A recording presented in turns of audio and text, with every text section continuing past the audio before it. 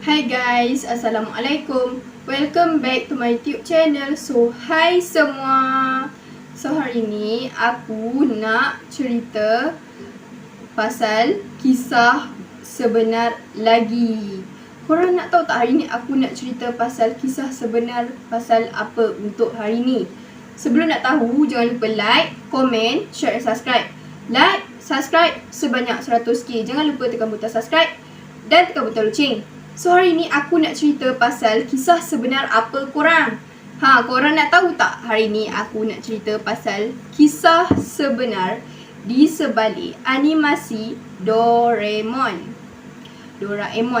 Okay, so korang nak tahu tak apa kisah sebenar di sebalik animasi Doraemon ni? So kalau korang nak tahu, sebelum tu jangan lupa like, jangan lupa subscribe, jangan lupa tengok video ni sampai habis. Dan jangan lupa like. Okay, so thanks kepada yang dah singgah ke channel YouTube aku, dah tengok semua video baru aku, dah like semua video baru aku. Thank you so much. Aku doakan semoga korang semua dimurahkan rezeki dan dipermudahkan segala urusan. Yang baru singgah ke channel YouTube aku pun sama juga. Okay, korang nak tahu tak kisah sebenar di sebalik animasi Doraemon ni? So kalau korang nak tahu, kena tengok video sampai habis.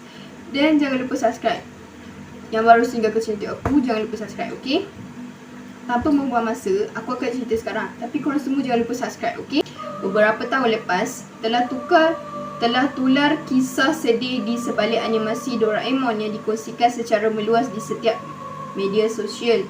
Dalam kisah tersebut, dikatakan ia diinspirasikan daripada kisah sebenar mengenai seorang kanak-kanak, Nobita Hirose, yang mempunyai masalah kesihatan mental. Skizofrenia ialah satu gangguan mental yang menyebabkan individu mengalami halusinasi, kekacauan fikiran dan berubah perilaku. Beberapa tahun lepas, telah tular kisah sedih di sebalik animasi Doraemon yang dikongsikan secara meluas di setiap media sosial. Dalam kisah tersebut, dikatakan ia diinspirasikan daripada kisah sebenar mengenai seorang kanak-kanak, Nobita Hirose, yang mempunyai masalah kesihatan mental skizofrenia. Nobita Hirose yang mempunyai masalah kesihatan mental iaitu skizofrenia, iaitu satu gangguan mental. Skizofrenia ialah satu gangguan mental yang menyebabkan individu mengalami halusinasi, kekacauan fikiran dan berubah perilaku. Disebabkan masalah kesihatan tersebut, Nobita sering menjadi mangsa buli di sekolah sehingga menyebabkan dia mencipta satu watak imajinasi yang diberi nama Doraemon. Disebabkan masalah kesihatan tersebut, Nobita sering menjadi mangsa buli di sekolah. Disebabkan masalah kesihatan, Nobita sering menjadi mangsa buli di sekolah sehingga menyebabkan dia mencipta satu watak imajinasi yang diberi nama Doraemon. Difahamkan Doraemon akan sentiasa berada di sisi dan membantunya berada dalam kesusahan. Watak ini dicipta oleh Nobita, hasil rasa sunyi yang dirasainya. Watak ini dicipta oleh Nobita. Namun begitu, dikatakan selepas menjalani sesi kaunseling ketika berusia 16 tahun, Nobita akhirnya menyedari bahawa Doraemon sebenarnya tidak wujud dan hanyalah imajinasinya. Namun begitu, dikatakan sesi kaunseling ketika berusia 16, Nobita akhirnya menyedari bahawa Doraemon sebenarnya tidak wujud dan hanyalah imajinasinya. Doraemon tidak wujud dan hanyalah imajinasinya.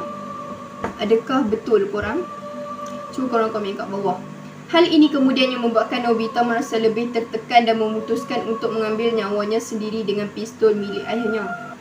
Benda ini membuatkan Nobita rasa lebih tertekan dan memutuskan untuk mengambil nyawanya sendiri dengan pistol milik ayahnya. Kisah yang kononnya memberi inspirasi kepada Fujio untuk menghasilkan siri animasi Doraemon itu ternyata hanyalah palsu dan tidak benar. Kisah yang kononnya memberi inspirasi kepada Fujio untuk menghasilkan siri animasi Doraemon itu ternyata hanyalah palsu dan tidak benar. Hanyalah palsu, bukan betul punya. Siri Doraemon mengisarkan mengenai sebuah robot kucing yang bernama Doraemon yang mengembara ke masa lalu dari abad ke-22 untuk membantu Nobita. Siri Doraemon mengisarkan mengenai sebuah robot kucing yang bernama Doraemon yang mengembara ke masa lalu dari abad ke-22 untuk membantu Nobita. Ini hanyalah pendapat dan kajian yang dilakukan oleh penulis saja. Ni semua hanyalah pendapat dan kajian yang dilakukan oleh penulis sahaja. Tapi dia macam kisah sebenar jugalah. Sikit je kisah sebenar dia, tak banyak pun. Sebab aku cari yang sikit kan, nak buat macam mana. Okay, so korang, tu je lah. Tadi yang pasal aku cerita kisah sebenar di sebalik animasi Doraemon. Okay, korang faham tak hari ni aku cerita pasal kisah sebenar di sebalik animasi Doraemon? Yang mana tak faham boleh komen kat bawah, yang mana faham pun boleh komen kat bawah. Okay, sorry tau korang kalau cerita ni macam pendek sangat ke, cerita ni korang tak faham ke. Sorry tau korang, bagi yang mana yang tengah tengok YouTube aku ni kan, bagi korang lah kan yang tengah tengok YouTube aku ni, lepas tu korang tak faham apa yang aku cerita pasal Doraemon ni, korang boleh share di Google kisah sebenar di sebalik animasi Doraemon. Sebab aku cerita tak jelas sangat.